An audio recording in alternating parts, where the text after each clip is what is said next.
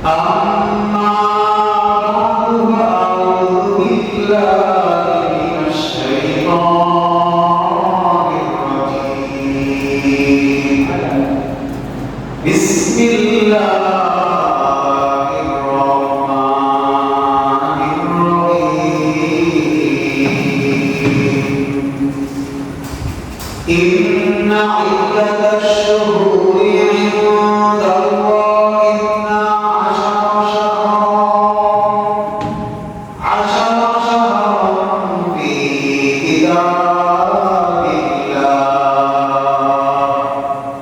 يوم خلق السماوات والأرض منها أربعة حرم وقال رسول الله صلى الله عليه وسلم صيام يوم عرفة أحتسب على الله أن يكفر السنة التي قبله والسنة التي بعده أو كما قال النبي عليه الصلاة والسلام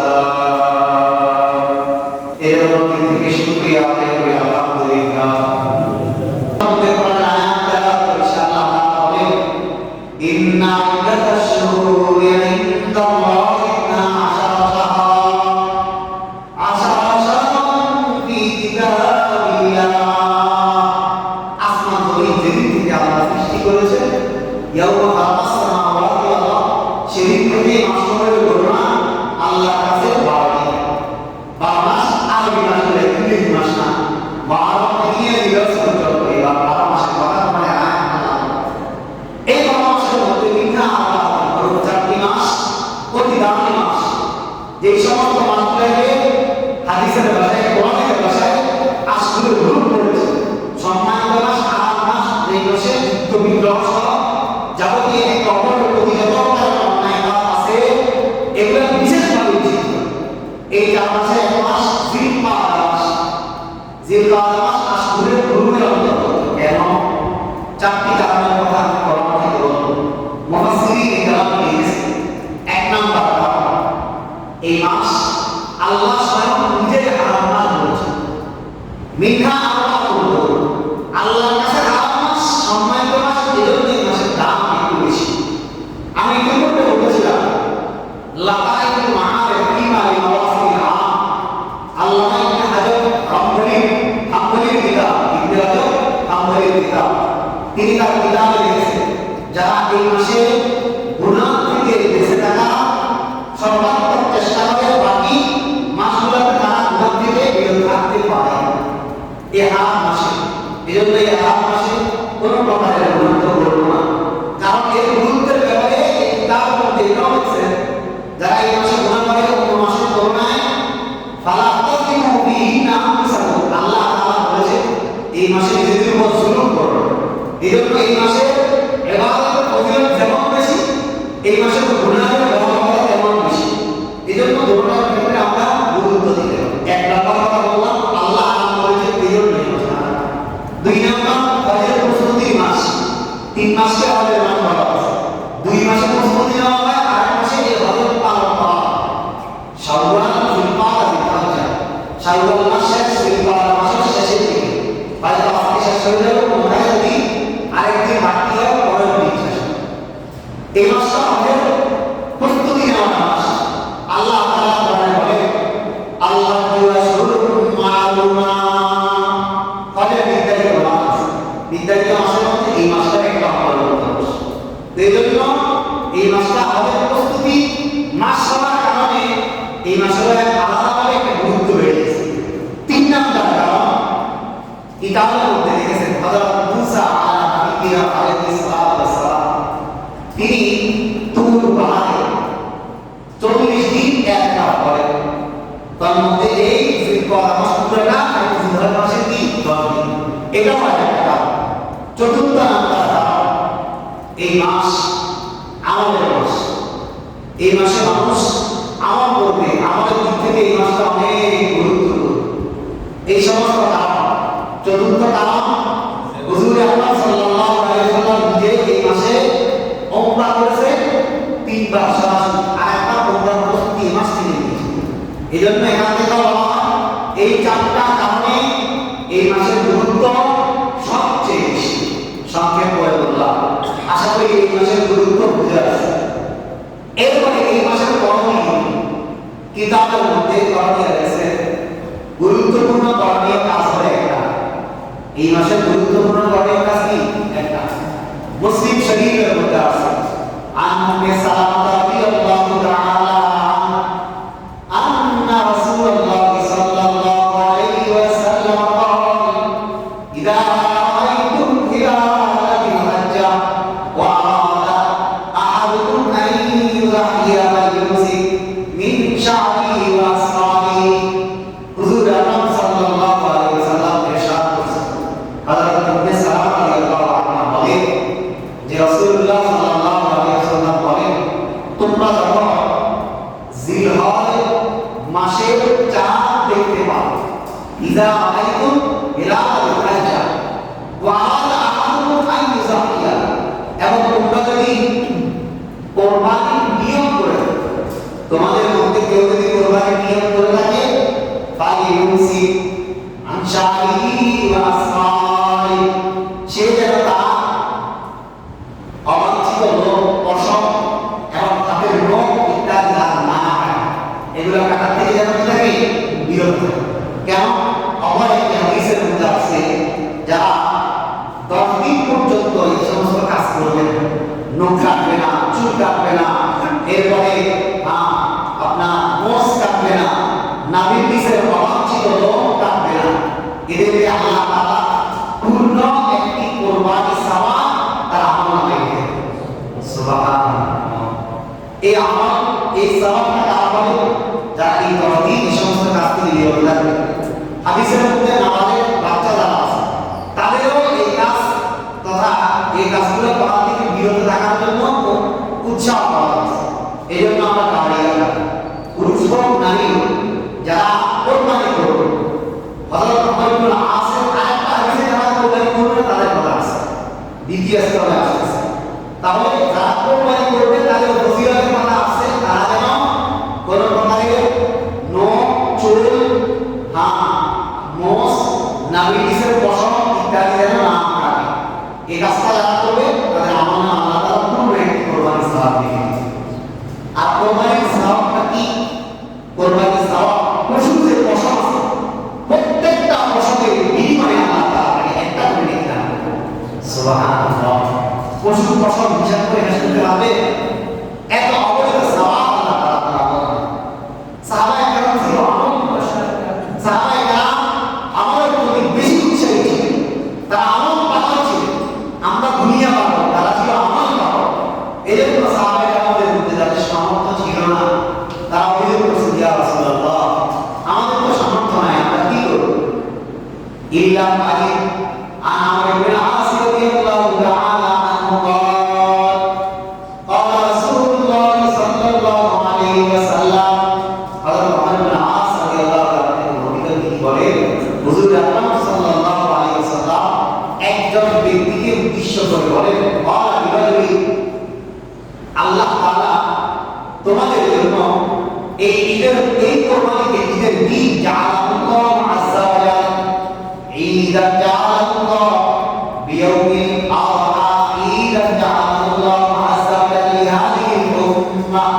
হযরত ওমর ইবনে আস রাদিয়াল্লাহু আনহু বলেন, হুজুর আকরাম সাল্লাল্লাহু আলাইহি ওয়াসাল্লাম এই উম্মতের উদ্দেশ্য করে বলেন, আল্লাহ তাআলা এই উম্মতের জন্য কোরবানির দিনকে ঈদ হিসাবে পরিণত করেছেন, তথা খুশির দিন হিসাবে।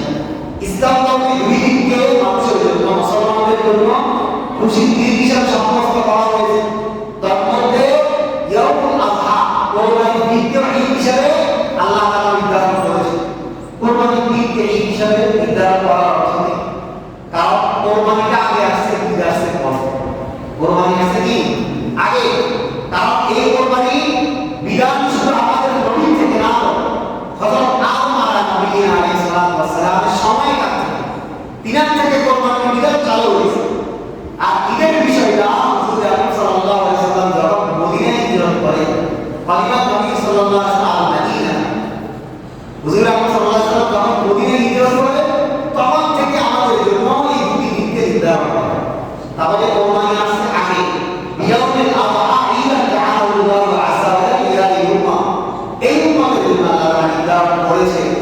নবীজি বলেন যে তোমরা যখন এই সমস্ত দিনে উপনীত হও, জিলহজ্জার এই 10 দিনে উপনীত হও, তোমরা কোরবানির দিন কোরবানি করো। তখন এক সাহাবী হুজুর আকরাম সাল্লাল্লাহু আলাইহি ওয়াসাল্লাম বলতেছে, আইয়া ইয়া রাসূলুল্লাহ, আমাদের তার ব্যাপারে আপনি কি বলেন? ইল্লা আলিয়ু ইল্লা মানি হাদান সা, ওই ব্যক্তির ব্যাপারে আপনার বক্তব্য কি? যা কোনো পশু নাই কোরবানি করার মতো। সাহাবায়ে কেমন ছিলেন? আমার পেরেশান হয়ে গেছে। ইয়া রাসূলুল্লাহ, যারা কোরবানি করবে তাদের কথা বলছেন, তারা নখ কাটবে না, চুল কাটবে না, মোষ কাটবে না, নাভি নিচের পোশাক কাটবে না, এবং তারা কোরবানি তো করবে, সাথে আবার এক্সট্রা আপনার পক্ষ থেকে কোরবানি সাহাব তাদের আমানত। নবীজি সাল্লাল্লাহু আলাইহি ওয়াসাল্লাম ওই সাহাবী বলার পর সে বলে, ইয়া রাসূলুল্লাহ, আলাইকা ইল্লা আজিদু ইল্লা মান হাদা কুসা আফাজাহি ইয়া রাসূলুল্লাহ, আমাদের মধ্যে অনেক এমন আছে যে অন্যের পশু লালন পালন করে, অন্যের পশু আমার কাছে যেটা আছে, এই দুধের গাভী যেটা আছে, আমি কি সেটাকে কোরবানি করে দেব?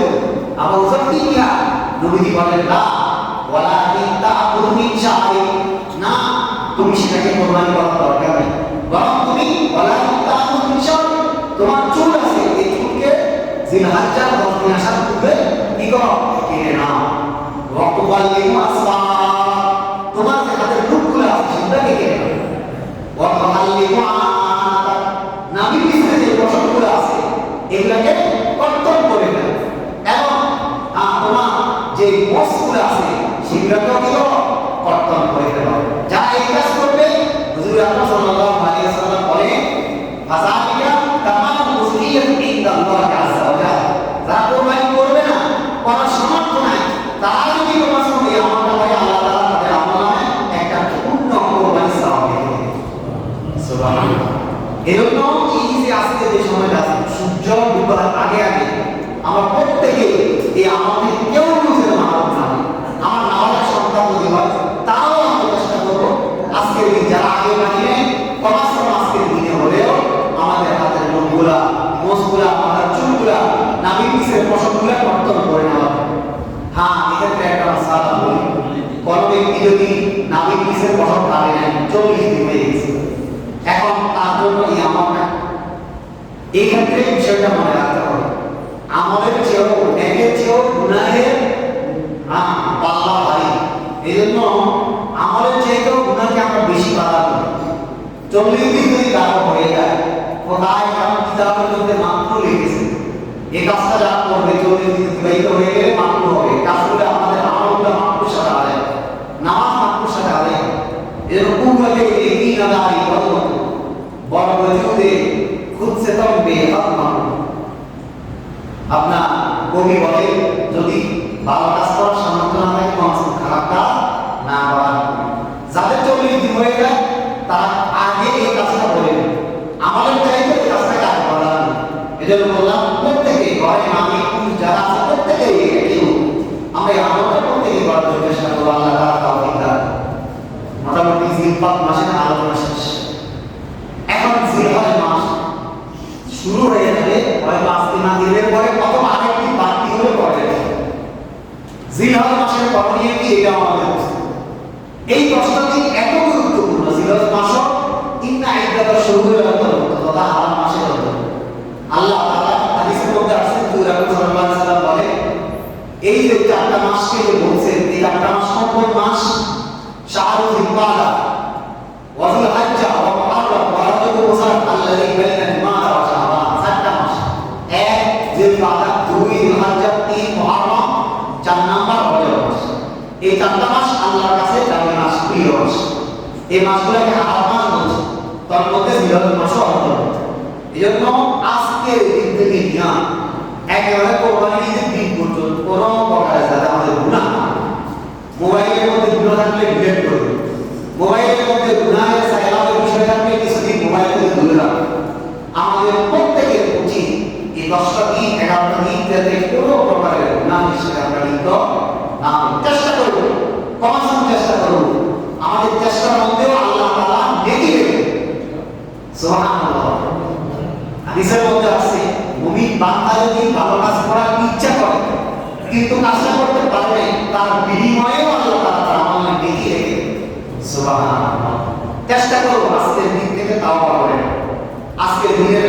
কোনো প্রকারের গুনাহ করব, যে সমস্ত মাধ্যমগুলোতে গুনাহ হয়, এই সমস্ত গুনাহের মাধ্যম আসবাব আমাদের রশিদে হযরত বলেন, যার সাথে বসলে, যে জিনিস চিন্তা করলে, যে পরিবেশে গেলে, যে খাবার খাইলে গুনাহের আশঙ্কা থাকে, সেগুলো থেকে বিরত থাকা। এই জন্য আমাদেরকে এটা বলব, যে সমস্ত স্থানগুলোতে গেলে, যার সাথে আড্ডা দিলে, যার সাথে মিশলে, যে মাধ্যমগুলো গ্রহণ করলে গুনাহ হয়, সেগুলো থেকে আমি প্রত্যেকেই বিরত থাকার চেষ্টা করবো। আল্লাহ তাআলা তাওফিক দান করুন। জিলহজ মাসের প্রথম 10 দিনের গুরুত্ব আল্লাহ তাআলা সূরাতুল ফাজরের মধ্যে বলেছেন। আল্লাহ তাআলা বলেন, ওয়াল ফাজরি ওয়া লায়ালিন আশর ওয়াশ শাফঈ ওয়াল ওয়াতর। জিলহজ মাসের প্রথম 10 দিনের গুরুত্ব আল্লাহ তাআলা কসম খাওয়ার মাধ্যমে বলেন, ওয়াল ফাজরি ওয়া লায়ালিন আশর, ফজরের কসম, বলাদের কসম, সকালের কসম, ওয়া লায়ালিন আশর, 10 রাতের কসম, ওয়াশ শাফঈ ওয়াল ওয়াতর, জোরের কসম, ওয়াল ওয়াতরি, বেজোরের কসম। আল্লাহ তাআলা যে জিনিসের কসম খায় তার গুরুত্ব বেড়ে যায়। সময় সম্পর্কে আমি একদিন বিস্তারিত আলোচনা করেছি, ইসলামের সময়ের গুরুত্ব বিষয়। ইসলামের সময়ের গুরুত্ব কোন জিনিসে বেশি, এটা কিভাবে বোঝা যায়? এটা বোঝা যায় সবচেয়ে বেশি যেখানে আল্লাহ তাআলা কসম খায়। আল্লাহ তাআলা সময়ের কসম খাইছে, ফজরের সময়ের কসম। মুফাসসিরিনে কেরাম এর ব্যাখ্যা লিখতে গিয়ে লেখেন, এই সময়টা কোন মুফাসসিরিনে কেরাম লিখেছেন, এই সময়টা সব সময় ফজরের সময় উদ্দেশ্য। কারণ ফজরের সময় মানুষ গাফেল থাকে, ফজরের নামাজ মানুষ পড়ে না, ঘুমায়। এই জন্য এর গুরুত্ব বুঝাতে গিয়ে আল্লাহ ফজরের সময় কসম খাইছে। কোন মুফাসসিরিনে কেরাম, বিশেষ করে রইসুল মুফাসসিরিন আল্লামা ইবনে আব্বাস রাদিয়াল্লাহু আনহু, উনি বলেন এর দ্বারা উদ্দেশ্য জিলহজ মাসের যে প্রথম দিন আছে না, এই প্রথম দিন চাঁদ উদিত হওয়ার, সূর্য উদিত হওয়ার পর থেকে নিয়ে এই প্রথম দিন, এর সকালের কসম আল্লাহ খেয়েছে, কারণ এর গুরুত্ব বেশি। ওয়া লায়ালিন আশর, সাথে সাথে একের জিলহজ থেকে নিয়ে 10 জিলহজ পর্যন্ত এর প্রত্যেকটা দিন এবং রাত সব ঘুরে আল্লাহর কাছে গুরুত্ব, এই জন্য আল্লাহ কসম খাইছে। এরপরে ওয়াশাফঈ ওয়াল ওয়াতর, মুফাসসিরিনে কেরাম লিখেছেন এর দ্বারা উদ্দেশ্য কি শাফআ ওয়াতর দ্বারা, শাফআ উদ্দেশ্য হচ্ছে জোর তথা জিলহজ মাসের 10 তারিখ আল্লাহ তাআলা বিশেষ করে আমাদের জিলহজ মাসের 10 তারিখের কসম খেয়েছে। আর ওয়াতর দ্বারা জিলহজ মাসের 9 তারিখ তথা আরাফাত দিনে আল্লাহ কসম খেয়েছে। মুফাসসিরিনে কেরাম এভাবে ব্যাখ্যা করেছেন। তো এজন্য এই 10 দিনকে আমরা কোন প্রকারে হেলায় কাটাবো না। হাদিসের মধ্যে আছে, ক্বালা রাসূলুল্লাহ সাল্লাল্লাহু আলাইহি ওয়াসাল্লাম, মা মিন আইয়ামিন আল আমালু সালিহু ফিহা আহাব্বু ইলাল্লাহ।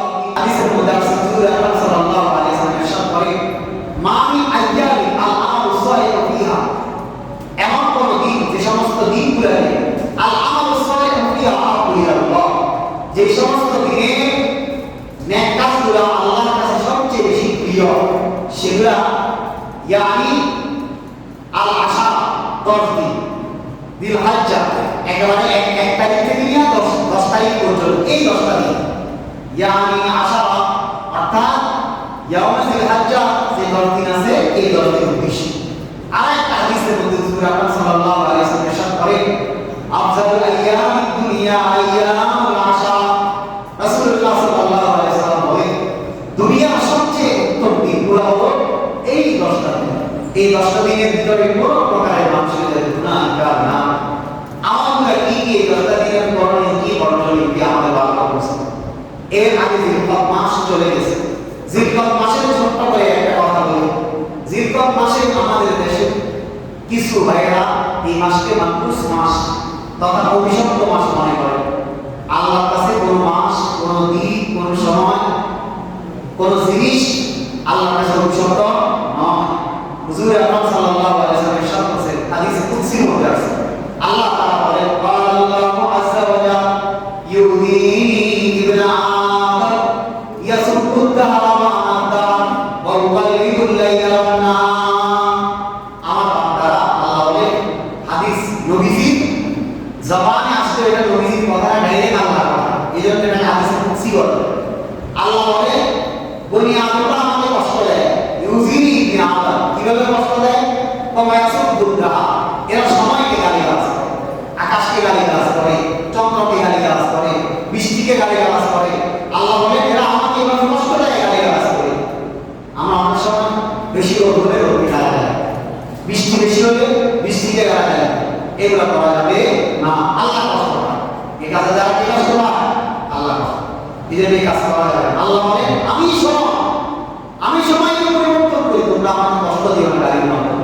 এই জন্য জিলকদ মাস সহজ কিনা, মানবুস না, অভিশপ্ত না।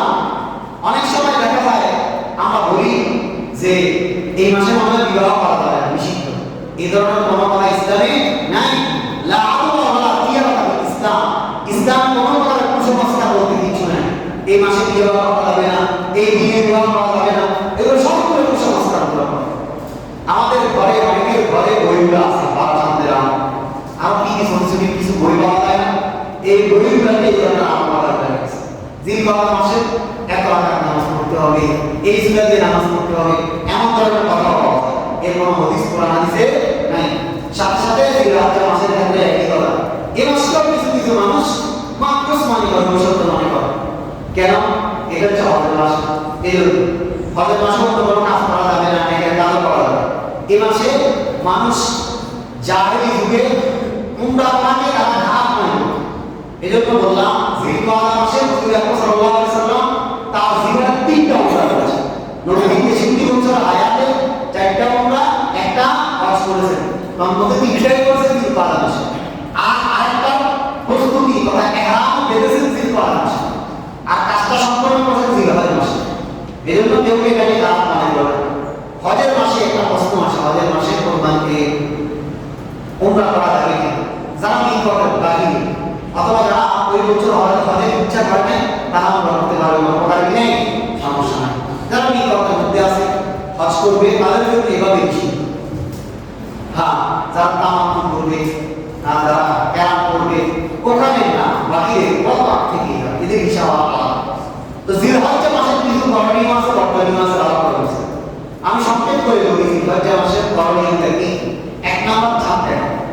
আমরা মনে করি টিভি চ্যানেলে পত্রিকার মধ্যে চাঁদের খবর আসছে, এটা আমার না, আমার কিছু দরকার। মোবাইলের মধ্যে চাঁদের খবর আসছে তো না, এখানে নবীজির একটা সুন্নাহ আছে চাঁদ দেখা।